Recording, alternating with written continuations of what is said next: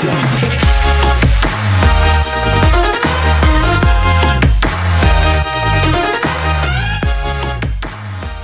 What's going on, guys? Welcome back to another video, and today we're gonna do something a little bit different. As promised, I told you guys I'd give you guys updates about the MLB winter meetings, help you guys track what's going on in the MLB offseason so far to date, and I'm gonna compile today the most recent, most notable signings, trades in the MLB offseason. And let's get straight into it right away. To start it off, some of you may already know, but Carlos Beltran signs with the Astros on a 1-year, $16 million full no-trade clause. And even though Beltran is about to turn 40, actually shortly after opening day, he still put up .295, .337, and a .513 batting line with 29 home runs in 151 games with the Yankees and Rangers. The Yankees traded him to the Texas Rangers as part of their trade deadline sell-off, but Beltran hasn't really been popular in Houston. After the 2004 season,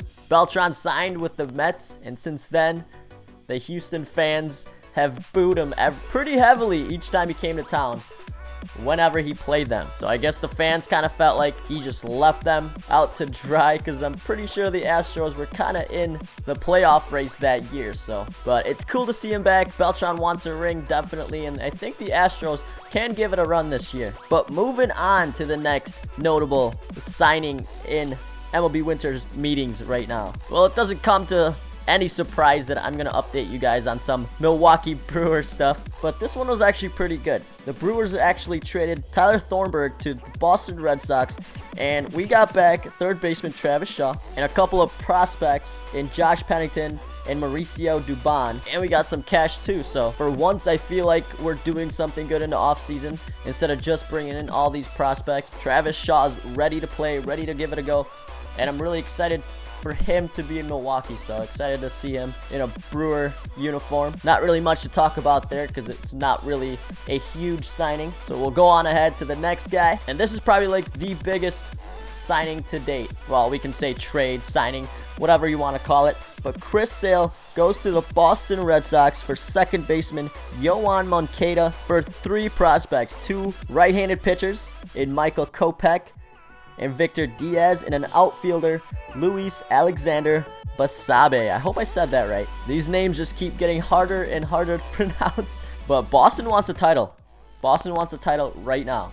They've got a great starting pitching rotation right now. A great offense. You guys saw that in the 2016 season. And now they just add on Chris Sale. So that's a pretty big trade there. And as we move down on this list, this next one happened just 20 hours ago. Wilson Ramos signs with the Tampa Bay Rays on a 2-year, $12.5 million contract.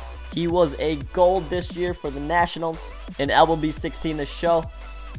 Probably going to keep that for next year also. I'm sure he's going to want to lead this Tampa Bay team that needs a lot of help next season. And I always want to hope for the best for teams that need the most help. So, because I know how it feels with Milwaukee always being at the bottom. So Wilson Ramos, about $6 million per year. Good for him. Moving on up, this happened about 6 hours ago. Ian Desmond signs with the Colorado Rockies on a 5-year, $70 million contract. If he can stay healthy, he can really help this team get better. He's going to get to play in Coors Field, so look for him to do very well in the 2017 season. He's got speed, he's got power. Definitely going to be fun to watch Colorado, especially with him being paired up with Nolan Arenado. Rockies have some good things to come here in the coming season. Now moving on, your 2016 World Series champions have just picked up Wade Davis from the Kansas City Royals and gave away the outfielder Jorge Soler. So bringing in Wade Davis kind of makes you wonder what's going to happen to Aroldis Chapman. Wade Davis was a diamond this year, and Aroldis Chapman was not, so that's kind of weird there. Like in real life, who would you say would be a diamond? In my opinion, I think Aroldis Chapman should be a diamond over Wade Davis, but the Cubs just picked up yet another great player in Wade Davis and are on their way to trying to defend that title in 2017. Well, that's gonna finish it off here today, guys. Make sure you guys leave a sub down below. I'll make sure to keep updating you guys in the next video when there are more winter meetings updates, off-season updates. Make sure you guys leave a sub down below to keep up with that. Got some pretty big things happening in the off-season already, and I'm excited to see what else is gonna happen. And you'll hear here first on DG Nation. I'm your host, Angelo, and I'll catch you in the next one.